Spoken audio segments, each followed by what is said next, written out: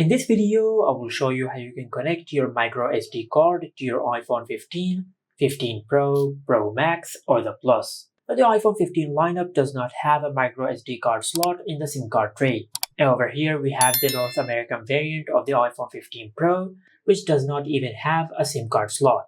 Now, to use or access your microSD card with your iPhone 15, then you will need a USB Type-C to a microSD card reader. As you can see over here, we have a USB hub, which have a USB Type-C end, and it also has a microSD card slot. Now, after you get this connector, now just insert your microSD card into the slot. Now, after you do that, then just connect the USB Type-C end to your iPhone. And after you've done that, now you will be able to access your microSD card using your iPhone. Now, to do that, just open the Files app. Now just go back to the browse page.